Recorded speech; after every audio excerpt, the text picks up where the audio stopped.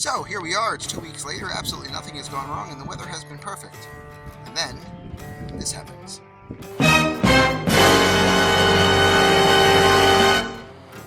No, in a turn of events, absolutely no one, except for everyone, could have predicted. Now I'm going to have to take everything that I've already put in, I'm going to have to move it out, I'm going to have to store it for a night, and then after that we should be fine. I mean, these are what learning experiences are all about, and I have learned that in this case, conventional wisdom is conventional for a reason. So, I guess it's time to move a bunch of stuff, ain't it? I apologize for making up any wind. As I could, but as I've already mentioned, I basically live in a wind tunnel. Can I fit 3 of these at a time? No. 2 fit perfect, 3 ain't gonna do it. So, that's gonna be 2 trips worth it.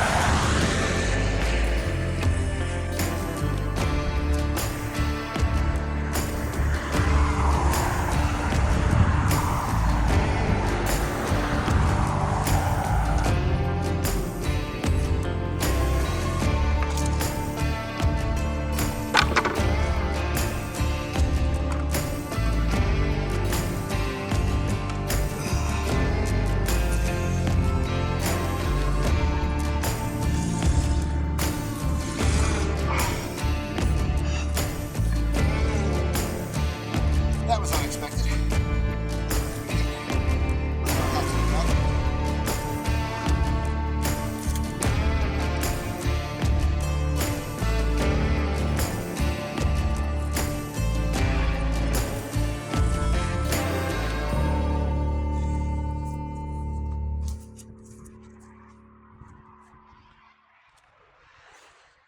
And as designed, this will just fold down like this, giving me access to the bag so I can pull that out.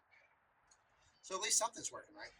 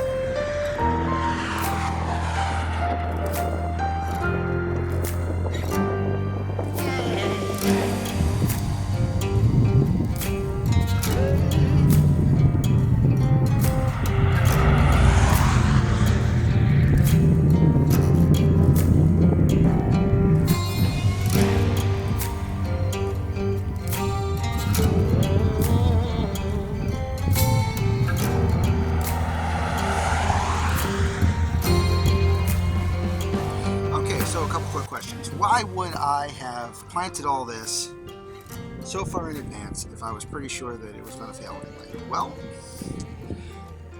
I mean, part of it is personal experience. I have very little experience gardening. I mean, nothing larger than a couple, like 2 or 3 tomato plants and a couple things on a windowsill.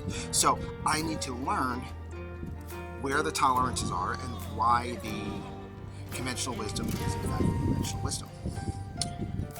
Number 2, expecting everything to fail, I actually had enough seedlings ready to go that everything that I've just pulled out, even if all of this dies, I have duplicates, triplicates of all of that ready to go. So, did I mention it's windy? So, absolute worst case, I will have things going into the ground on May 7th when they're supposed to, even if everything that I put out ahead of time dies. So I don't lose anything by trying to do stuff in advance. The only thing that happens is that I potentially beat the odds. Is that going to happen? Unlikely. But now everything is inside except for my onions, which are in this bench behind me. Let's see if I can show you a couple of those. And a row of carrots that are also on the edge of that bench. The onions, I'm not really worried about in the temperature tomorrow. The carrots, I'm probably going to try to cover and insulate a little bit. They're just starting to come out, and they're going to be temperamental anyway. So that's probably a problem. I may lose those. Worst case, that is 2 times 3 feet of carrot seeds, and I can replace them on the date that I was supposed to be putting them in the first place, and it won't matter. Another reason why I've put these in early with my lack of experience is this is something that I think a lot of new gardeners may be afraid to do, and I wanted to show them that it's fine, because it is fine to fail, because a fail isn't a fail if you learn something from it. Edison and his team failed over 100 times to create a light bulb before the time that they succeeded. They succeeded on the time they succeeded because of the 100 plus things that they tried and failed. So don't be afraid to try, as long as there's a way for you to learn from what you're doing and not repeat the things that cause the fail state. So get out there and give it a shot. What's the worst that can happen? So that's what we got today. So thank you very much for tuning into 6B Gardening again. Hopefully you've enjoyed this little somewhat comical episode. I have some neat things coming up. I have 2 hydroponic projects that we're going to have coming up. I have an aeroponic project that we have coming up. I have both of those started, but none of them are ready to be completed yet, so I don't have the videos done because I don't have anything finished growing. Obviously, it's only been 2 weeks, and so we'll have more of that coming. We'll have more going into this garden, some progress on the area itself, and hopefully you'll stick around and get to see everything from the ground floor.